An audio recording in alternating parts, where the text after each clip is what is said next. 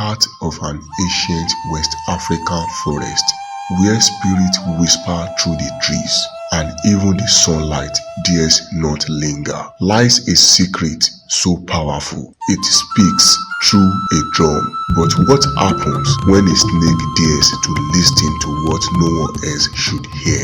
A tale of greed, wisdom, and the price of knowing too much. This is the story of Ajaka, the cunning serpent who wanted power more than peace, and the sacred talking drum that changed his fate forever. Gather close, turn up your sound, because the forest has secret to tell, and one snake still hisses them in the wind. This is the snake and the talking drum, a suspenseful African folktale you will never forget.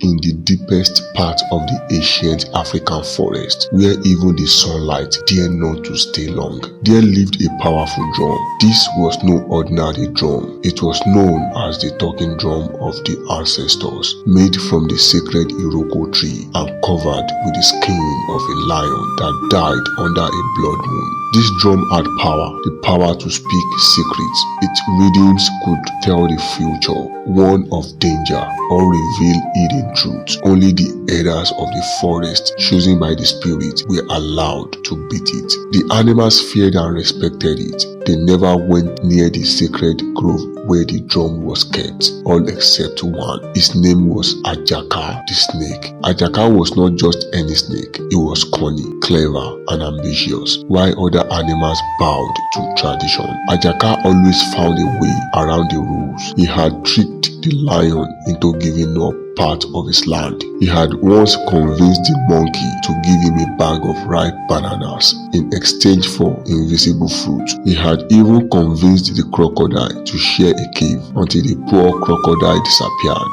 But Ajaka's greatest hunger was not for food, it was for power. He wanted to know the secret of the forest. He wanted to hear what the drum had to say. He believed that if he controlled the drum, he would be the wisest and most feared creature in the land. And so Ajaka began to plan. The plan to steal the drum. For 40 days and 40 nights, Ajaka observed from a distance. He watched the sacred grove. He learned the routine of the herders. He studied the path that led through the thick vines and thorn bushes. Every night he came closer, one slither at a time. The grove was guided by two ancient creatures, Keke the tortoise, slow but wise, and Olojo the old and blind, but gifted with hearing sharper than a bat. Ajaka waited for the night of the dark moon, when Olojo would be sleeping and the forest would be still. That night came. The air was thick with silence. Not even a cricket chirped. Ajaka moved like a shadow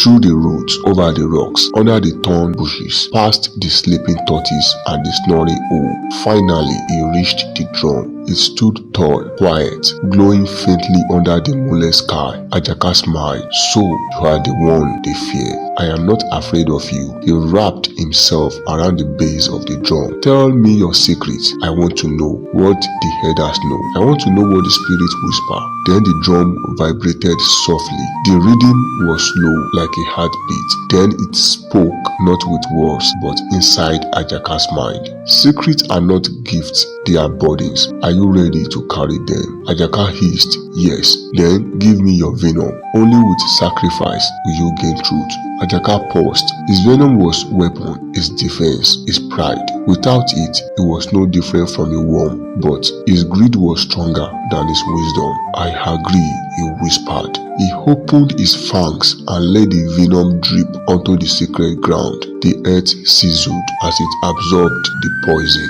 The drum pulsed with light. Then it began to beat faster, harder. Suddenly, the wind rose.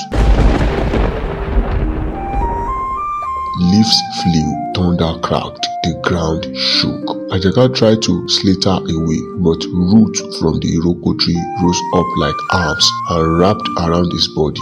he was trapped. Then the drum began to speak through visions. The cause of knowledge. Ajaka saw things, terrible things. He saw the lion's king's death, not in battle, but by betrayal from a close friend. He saw the rivers drying and the fish disappearing. He saw the sky darkening with no rain for seasons. He saw his own children fighting each other, one swallowing the other. He saw himself old, blind, and forgotten, crawling in the dust, no one to help him. Ajaka screamed, "No, I don't want to see. Take it back." But the drum beat louder and louder. The forest seemed to laugh, the leaves dancing like mad spirits. Then the final vision came. Ajaka saw himself again, this time guiding the drum, unable to move, caused to stay forever in the grove, hissing out warnings to anyone who came near. He cried out, "Please, I don't want this secret anymore." But it was too late. Morning came. The herders, lion, antelope, tortoise, owl, and monkey gathered in the grove. They found Ajaka curled around the drum,